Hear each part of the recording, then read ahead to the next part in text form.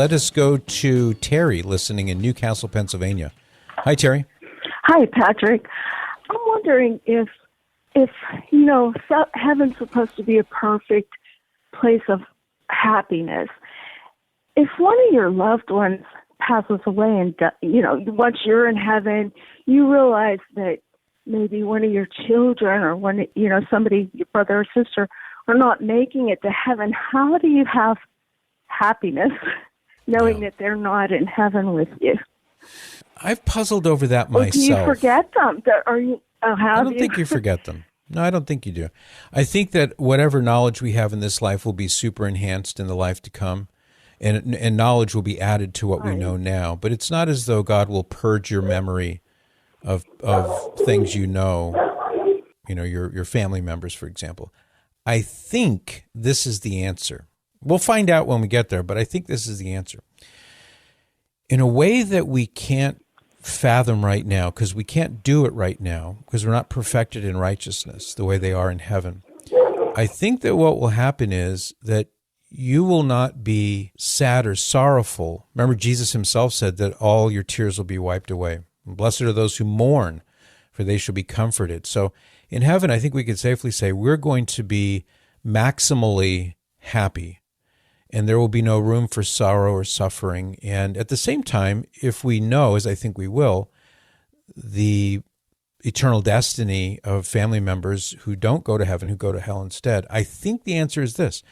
We will be so imbued with the love of God that God's justice will be sufficient for us. In other words, God is glorified in his justice, and the people who freely choose to be separated from God for all eternity in hell, that's a manifestation of God's justice.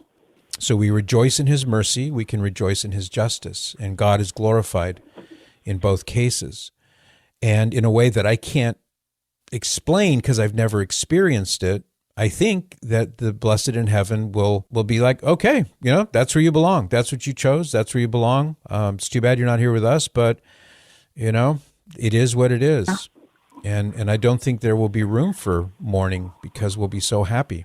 Maybe I'm explaining it clumsily, but that's how I understand it, and that's what I'm assuming is it's going to be like. That's perfect how you're explaining it. It sounds good to me. It sounds like, because I just kept thinking of that over and over again. What if, I don't see them? How would I be happy about that? But yeah, I guess that does make sense what you're saying, and I guess we will find that out. Yeah, we will. We, hopefully make it to heaven. Here's a thought experiment, Terry. Try this. Imagine trying to explain to an unborn child in the womb what it means to fall in love. Try to imagine explaining fireworks and the ocean and going to a movie. I mentioned falling in love, pizza, 4th of July. You can go on down the list of all the things that we experience in this life that it would be impossible to explain it to an unborn child. There'd be no way he could understand it. And I think that the jump from the womb to this life, in terms of how much more there is in this life compared to what's in the womb, I believe that the jump from the womb to this life is a lot less than the jump from this life to the life to come.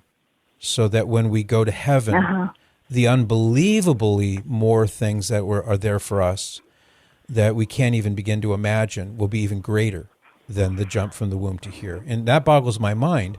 And so I take a bit of comfort in thinking, well, if it's impossible for us to explain to an unborn child what this life is going to be like, how much more so is it impossible to explain what the next life is going to be like? Right. That makes complete sense. Okay. Thank you so much. You're welcome, Terry. Thank you. I love thinking about heaven. I'm happy to take my time if God sees it the same way that I do, but I am looking forward to eventually getting there. Thank you. For more of The Patrick Madrid Show, visit relevantradio.com/Patrick.